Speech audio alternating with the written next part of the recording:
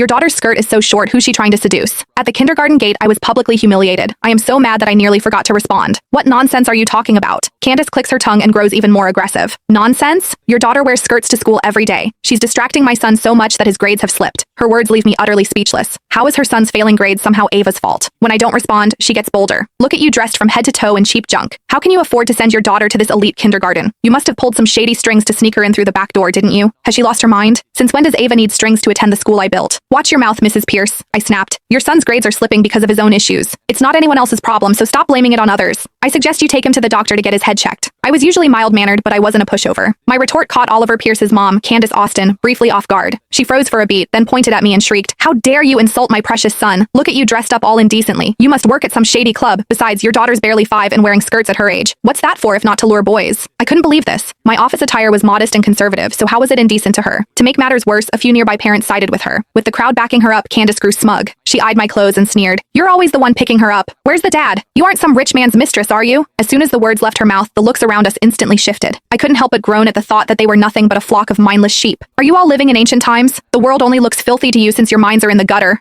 I snapped before grabbing my daughter, Ava Pennington's hand, and turning to leave. "Stop right there," Candace shouted and yanked my bag. "If you think you can just walk away after ruining Oliver's grades, you can think again. Either you explain yourself today, or Ava won't have an easy time at this kindergarten. I'm telling you, Ms. Davies is my best friend, and her family is a shareholder. All it takes is just a single phone call to get Ava expelled." I thought of how Ava had come home a few days ago looking upset and telling me that the new homeroom teacher didn't like her. A cold laugh escaped my lips. Since when did my kindergarten have a nepotism hire? I had to look into it since a teacher without professional ethics would poison the kids and ruin the school's reputation. "Fine," I said. "I'd love to see how you make my life miserable." After shaking off Candace's grip, I led Ava into the car. In the car, Ava kept her head down, tears welling up in her eyes. "Mommy, did I do something wrong? Oliver called me a hussy and said I wear skirts just so he can look. But you bought this skirt and I really like it." Hearing the word hussy come out of my 5-year-old's mouth hurt so much it felt like I was pierced with needles. I pulled her close and comfortingly said, "You did nothing wrong, Ava. The clothes are beautiful, and what is ugly is the people's thoughts. Tomorrow I'm putting you in the prettiest princess dress." After comforting Ava, I called my husband, Harvey Hoffman. "Honey, something happened at the kindergarten today. Madeline Pennington. Can you stop already?" He irritatedly cut me off. "I'm working myself to death for this family, so could you stop bothering me with trivial nonsense? Bye." Before the line went dead, I swore I heard a woman's faint, soft laugh, and my anger flared. Harvey was a matrilocal husband who married into my family. To protect his pride, I had hidden my true identity. To everyone else, I was just a regular office worker from a family that got a little lucky and struck it rich. I had even quietly promoted him to the deputy CEO of Quantum Group. As for this kindergarten, I had built it on a whim and registered it under the group's name, just so Ava could go to a nearby school. It seemed like Harvey had grown so bold that he had the guts to cheat behind my back. The next day, I deliberately dressed Ava in a limited edition tutu and even made sure she had thick lips. Click the link in my bio to get the full story for free.